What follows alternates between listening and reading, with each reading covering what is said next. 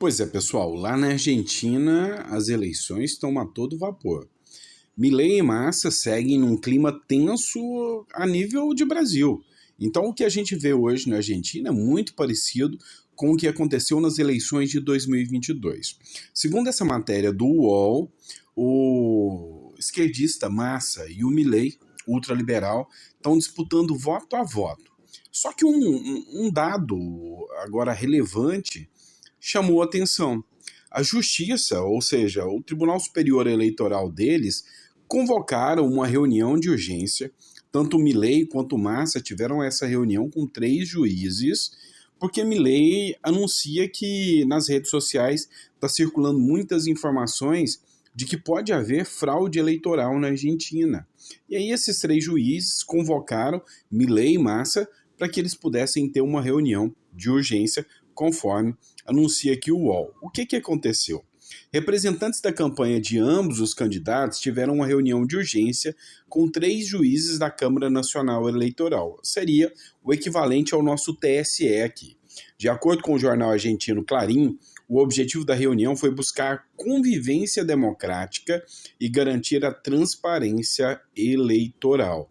A reunião urgente no início da tarde de ontem, que aconteceu, teve como objetivo baixar a tensão. Lá a tensão está mesmo nível de Brasil, mesmo nível de Lula e Bolsonaro. Então o objetivo era baixar a tensão do segundo turno diante das denúncias de supostas fraudes eleitorais apresentadas pelo partido A Liberdade Avança, que é o partido do Milei, do ultradireitista Javier Milei. O partido não apresentou provas contundentes e nem indícios de fraude, mas afirmou que baseou nas denúncias que circulam nas redes sociais e empresas de comunicação que estão informando, estão fazendo denúncias de que há uma grande possibilidade de ser encontrada fraude nas eleições lá na Argentina, segundo denúncias do próprio Javier Milei, e é por isso que o Supremo deles, eleitoral, né, o superior eleitoral deles, a Câmara, né, Nacional Eleitoral, como é conhecida lá, convocou tanto os representantes do Milei quanto do Massa para essa reunião.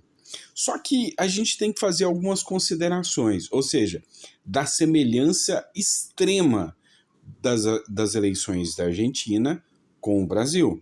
Semelhança extrema, inclusive, na campanha eleitoral que está sendo apresentada pelo Massa, que foi objeto, inclusive, de discussões, porque está tendo o apoio do presidente Luiz Inácio Lula da Silva.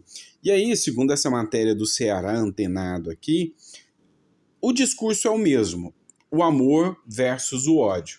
Ou seja, a história se repete. O amor é a esquerda, que vem com aquele discurso de que é pela democracia, de que é pelo amor, de que é pela convivência, e que o Javier Milei representa o ódio. Então, está acontecendo uma campanha de desinformação massiva por parte da esquerda, fazendo inclusive campanhas de fake news criadas por inteligência artificial, e aí o Massa, que é o candidato da esquerda, vem apresentando aqui essa campanha contra o Milei, dizendo que Milei representa o ódio e Massa representa o amor. Só que eles estão ignorando aqui que esse amor custa muito caro e que a economia da Argentina está realmente detonada, está destruída. E aí, com esse discurso do amor vence o ódio, Massa vem ganhando mais capital eleitoral nas eleições argentinas. Já por outro lado, a campanha do Milei está apostando em que a esperança vence o medo. E a campanha do Javier Milei está vindo com esse slogan. Segundo o Javier Milei, a propaganda que eles estão fazendo é de que, olha, nós ainda temos esperança do Brasil, da Argentina, sair desse atoleiro que está saindo. Ou seja, não deixe eles colocarem medo em você. Não são o amor. Na verdade, eles são o retrocesso. Eles estão fazendo a Argentina chegar onde chegaram. E por isso nós precisamos, segundo as palavras do Milei, fazer com que a esperança vença o medo. Então a gente vê que a campanha eleitoral lá está acirrada, ninguém sabe o resultado dessa campanha eleitoral, está muito tenso esse período eleitoral, e provavelmente no último editorial aqui a gente já vai ter um resultado da campanha eleitoral argentina. E a gente torce que a Milei possa lograr êxito nessa campanha e que a Argentina possa sair do atoleiro que eles vêm enfrentando. E já que o assunto é o amor venceu o ódio, né, que é a campanha da esquerda, eu queria colocar um vídeo aqui para vocês que foi divulgado pelo Mário Frias, que é deputado federal, falando desse amor da esquerda. Ouça só algumas palavras aqui de um jornalista, de um radialista, que foi dita durante uma live, foi dito ao vivo, e aí ele cita aqui questões sobre o bolsonarismo e o Bolsonaro. Eu peço a você que, se tiver crianças ou alguma coisa assim nesse sentido, peça para retirar da sala, porque aqui é a expressão máxima do amor esquerdista.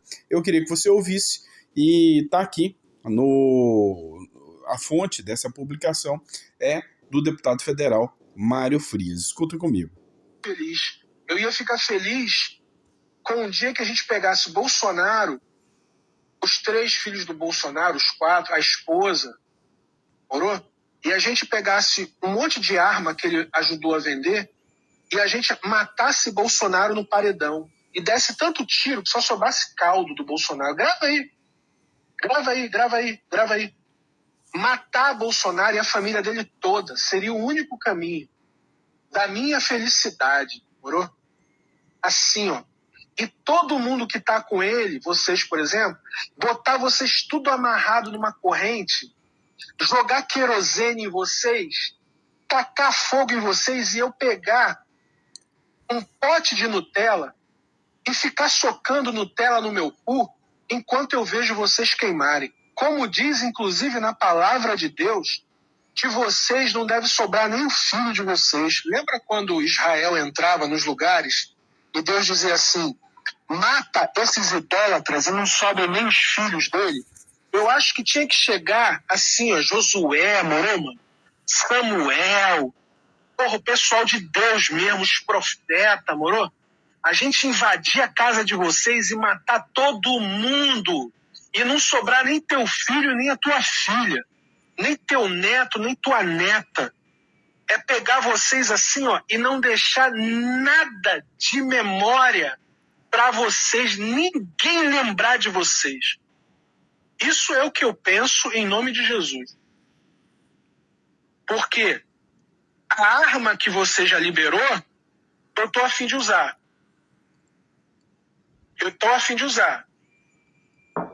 Eu fico até grato por vocês terem liberado a arma, né? Tá? Eu não fico... O pior de tudo é que esse tipo de assecla, esse tipo de pessoa utiliza até o discurso de Jesus, o discurso da Bíblia, utiliza um mecanismo como se fosse algo bom. E esse é o amor que eles pregam. O problema é que eles não conseguem esconder mais. O problema é que hoje já caiu por terra qualquer narrativa de que era pela democracia, de que era pelo amor, já não dá mais para esconder. E o pior de tudo é que até agora a gente não viu nenhuma medida judicial. Imagina o contrário, inverta a situação e coloque aqui um apoiador da direita falando as mesmas palavras. A medida seria totalmente diferente, a forma a ser tomada seria totalmente diferente. Então, essa história de que o amor venceu não passa de uma bela narrativa, é um pretexto mentiroso para enganar pessoas incautas que ainda não acreditam nisso. Essa é a verdade dos fatos. E ainda, continuando aqui, outro ponto que a gente pode falar sobre essa falsidade que é escancarada por esse tipo de gente aí, é a questão da guerra de Israel. Olha só essa matéria da Revista Oeste que a gente vai discutir aqui, ó. Vitória do terrorismo, diz Estadão, sobre a resolução do Conselho de Segurança da ONU. Conselho de Segurança da ONU, este que teve o apoio e o voto do governo brasileiro. Em editorial publicado nesse sábado, dia 18, o Jornal do Estado de São Paulo classificou como uma vitória do terrorismo a aprovação de uma resolução no Conselho de Segurança da ONU, das Nações Unidas, sobre a guerra entre Israel e o Hamas. Apoiada pelo governo brasileiro, a emenda não condena os ataques terroristas do Hamas contra Israel, seguindo o mesmo caminho que o governo brasileiro seguiu. Lembrando que o governo brasileiro era quem presidia o Conselho de Segurança da ONU até uma semana atrás. Em editorial publicado nesse sábado, o Jornal do Estado de São Paulo classificou como uma vitória do terrorismo a aprovação dessa resolução. Abre aspas. O Hamas, que deveria ser alvo de reprovação mundial, sobretudo no âmbito da ONU, conseguiu não só desmoralizar Israel, como também o todo-poderoso Conselho de Segurança, diz o editorial do jornal. O terrorismo triunfou. Ou seja, será que o amor venceu mesmo?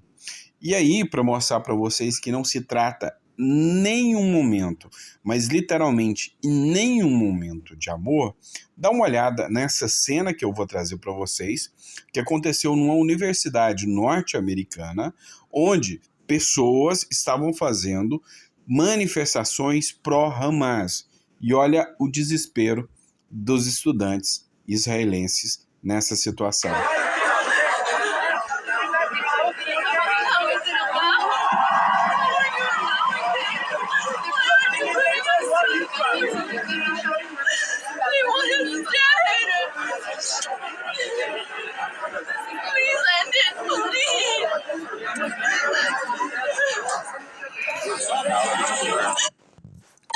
Estes são estudantes judeus na Universidade de Washington que desabaram em prantos depois que uma organização estudantil organizou uma manifestação pró-Hamas no campus.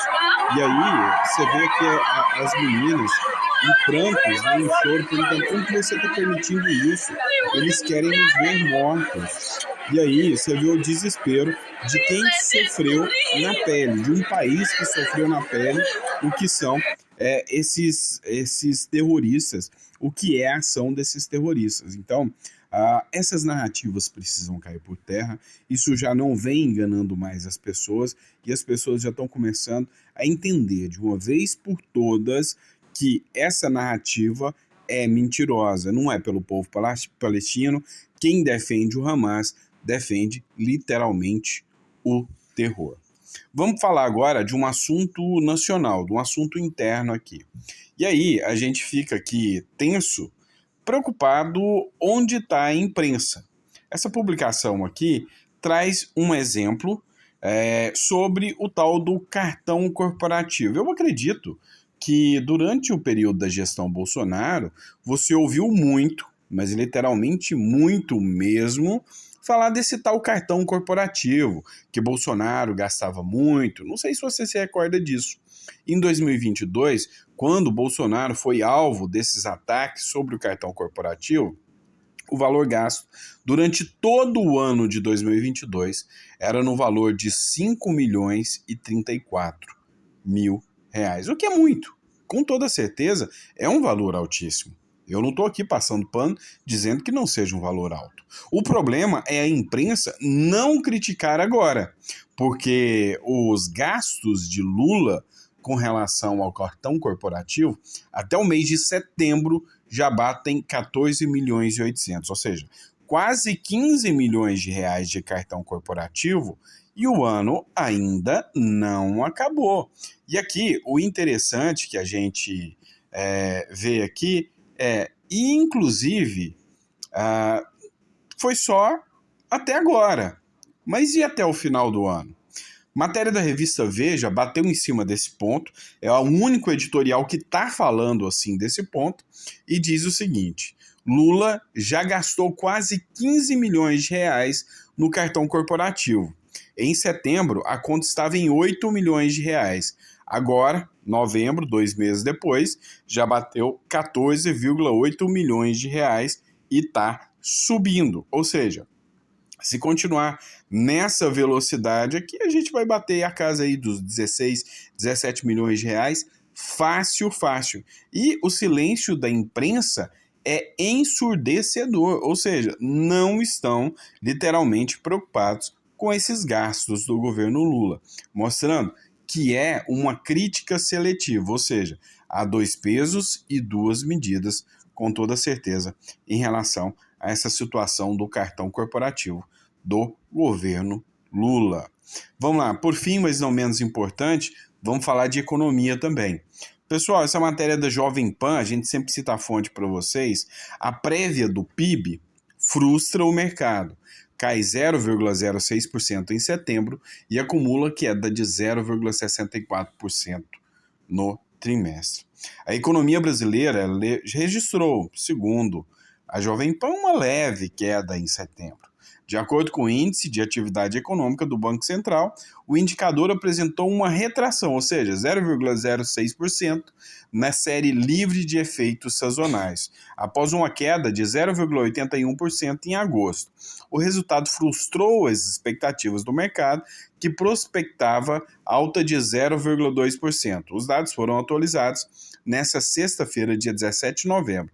Na comparação entre agosto e setembro, o índice de atividade calculado pelo Banco Central passou de 146,51 pontos para 146,42 pontos na série dessazonalizada. Esse resultado é o pior desde janeiro deste ano, quando o indicador atingiu 143 pontos.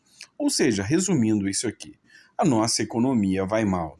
Ou seja, resumindo, há uma matéria, inclusive divulgada, uma nota divulgada pelo ex-presidenciável e ex-governador Ciro Gomes, onde ele fazia aqui denúncias de que de forma alguma o PIB acompanharia o que o mercado estava batendo e que isso ia frustrar. E aí o Ciro Gomes faz inclusive uma análise aqui sobre a meta fiscal que o Lula não vai conseguir cumprir, nem que ele quisesse cumprir. E o pior de tudo é que ele não quer. Ele mesmo já deixou muito claro, ele já fez anúncio de que não vai cumprir a meta fiscal. E o Ciro Gomes já deixou muito bem claro que isso não vai acontecer, segundo a análise que foi feita também. E aí outros economistas sérios estão batendo em cima dessa tecla. E aí é aquele caminho da argentinização, ou seja, da venezuelização do Brasil. Infelizmente, a economia vai de mal a pior e a gente corre o risco de chegar numa situação aí muito grave que a gente não consegue retornar ao status anterior. Essa é a realidade que, infelizmente, enfrentamos aqui no Brasil, tá certo? Obrigado, pessoal. Espero que vocês tenham gostado do nosso editorial. Hoje um pouquinho diferente. Foi por causa de preguiça mesmo. Eu não vou mentir para vocês sabem que eu não gosto de mentir. Hoje eu fiquei com preguiça de acordar cedo, lavar a cara e passar um perfume para poder gravar aqui, sentar, ligar o computador. Eu catei o celular aqui mesmo, deitado na cama e falei, vou gravar. Vou trazer conteúdo. Eu vou cumprir o meu compromisso com vocês. Num domingão desse, a vontade é ficar dormindo até tarde, mas eu não vou. Eu tô aqui cumprindo a minha responsabilidade aqui com vocês. Combinado?